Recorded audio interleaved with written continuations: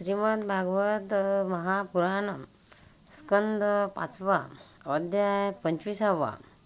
श्री संकर्षण देवाचे विवरण आणि स्तुती. शुकाचार्य म्हणतात, पाताळ लोकांच्या खाली 30,000 योजने अंतरावर अनंत नावाची भगवंताची तामशी नित्य कला आहे. ही अहंकार रूप असल्याने द्वेष्टा आणि दुष्यालय एकत्रित करते. म्हणून 5 रात्र तंत्राचे अनुयायी भक्त हिला संकर्षण म्हणतात. या भगवान अनंतांना 1,000 फणा आहे. त्यापैकी एकीवर ठेवलेले हे सर्व भूमंडल मोहरीच्या दाण्याप्रमाणे दिसते.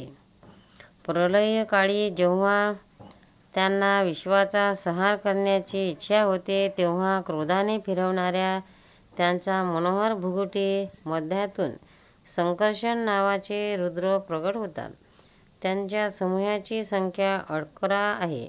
त्या सर्वांना प्रत्येकी 3 डोळे असून त्यांच्या हातात त्रिशूळ असतात.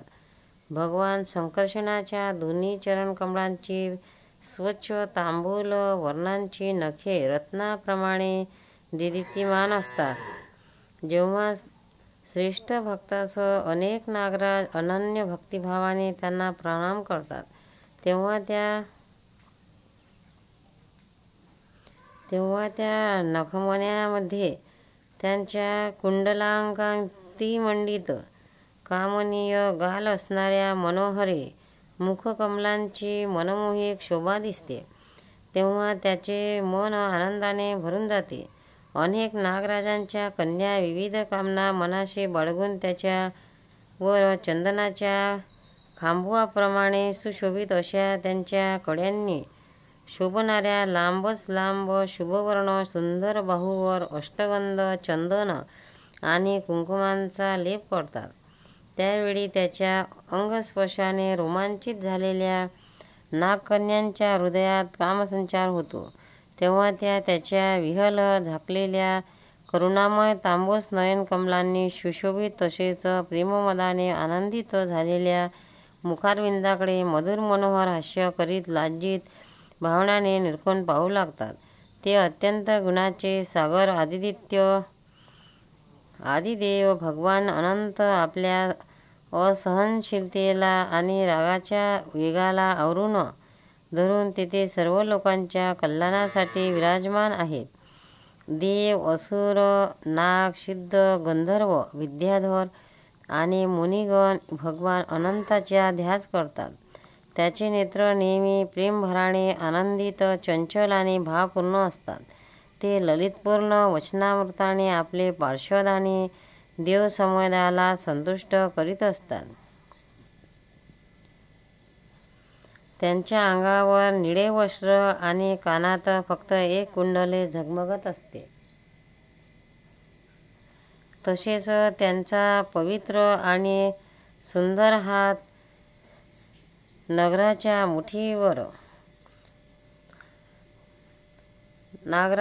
मुठीवर ठेवलेला असतो. उदार लीला करणारे ते भगवान संकर्षण गळ्यात वैजयंती माळा धारण करतात. ती इंद्राच्या हत्ती जो ऐरावत त्याच्या गळ्यात असलेल्या सुवर्ण साखळी प्रमाणे दिसते. ती कधी कोमजत नाही.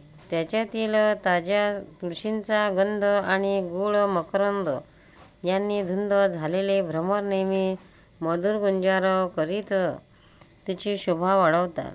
परीक्षिता, अशा महात्म्या श्रवणाने आणि ध्यान केल्याने भगवान अनंत मोक्षाच्या हृदयात प्रगट होऊन त्यांच्या अनादिकालापासून कर्मवासनांनी उत्पन्न झालेले सत्व, रज आणि तमोगुणात्मक अविद्यामय हृदयग्रंथी ताबडतोब तोडून टाकतात. एकदा ब्रह्मदेवाने पुत्र भगवान नारदांनी तुंबरू गंधर्वीसह त्यांच्या गुणांचे ब्रह्मदेवाच्या सभेमध्ये या प्रकारे गायन केले होते. त्यांच्या दृष्टिक्षेपानेच जगाची उत्पत्ती, स्थिती आणि प्रलयाला कारणीभूत असणारे सत्वादी प्रकृतीचे गुण आपल्या कार्याला समर्थ होतात. त्यांचे स्वरूप अनंत आणि अनादी आहे. तसेच त्यांनी एकटे असूनही या विविध प्रपंचाला आपल्यातच धारण केले आहे. त्या भगवान संकर्षणाचे तत्त्व कोण कसा जाणू शकेल? त्यांच्यामध्ये हा सर्व कार्य करणारूप प्रपंच भासमान होत आहे. तसेच ज्यांनी आपल्या भक्तांचे चित्त आकर्षित करण्यासाठी केलेली पराक्रमरूप लीला पराक्रमी सिंहानेही आदर्श मानून तिचे अनुकरण केले आहे. या उदारवीर्य भगवान संकर्षणांनी आमच्यावर मोठी कृपा करून हे विशुद्ध सत्वमय शरीर धारण केले आहे. त्यांच्या एकल्याल्या किंवा एकविलेल्या नावाचे एखाद्या पीडिताने किंवा पतित पुरुषाने अकस्मात किंवा थट्टेने सुद्धा उच्चारण केले तर तो पुरुष दुसऱ्या पुरुषाची सारी पापे तात्काळ नष्ट करतो. अशा शेष भगवानांना सोडून मुमुक्षु पुरुष आणखी कोणता आश्रय घेईल?